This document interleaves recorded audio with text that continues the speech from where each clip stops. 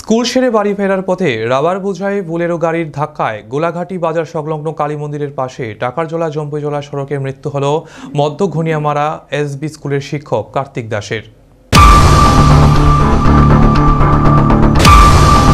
জম্পুইজোলা ব্লকের অন্তর্গত মধ্য ঘনিয়ামারা এসবি স্কুলের শিক্ষক কার্তিক দাস বাড়ি শেখেরকোট পাণ্ডুপুর এলাকায় সোমবার দুপুরে স্কুল সেরে নিজের স্কুটি নিয়ে বাড়ি ফিরছিলেন। ঠিক সেই সময়ই উল্টো দিক থেকে রাবার সিট বোঝাই করা একটি গাড়ি দ্রুত গতিতে টাকারজোলার উদ্দেশ্যে যাওয়ার পথে নিয়ন্ত্রণ হারিয়ে স্কুটি বোঝাই শিক্ষক কার্তিক দাসকে ধাক্কা মারে ঘটনাস্থল থেকে পালিয়ে যায়।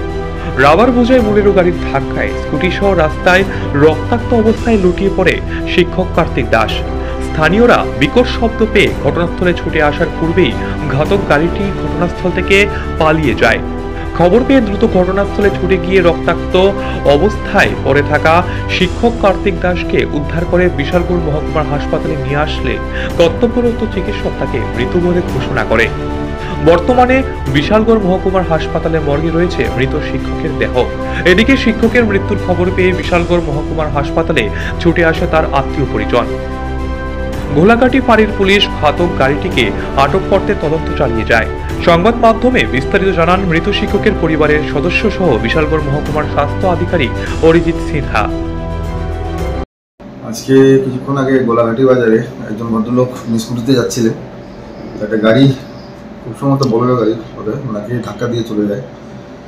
তো ইনজিওর্ড অবস্থায় ফায়ার সার্ভিস ওনাকে নিয়ে আসে, কিন্তু ততক্ষণে সব শেষ। সেখানে আসার পরে দেখা যায় যে উনি অলরেডি মৃত।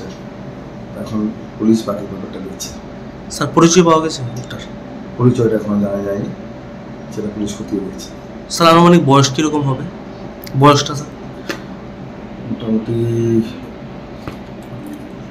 40+ তো হবেই, বয়স 40-45-এর মধ্যেই হবে।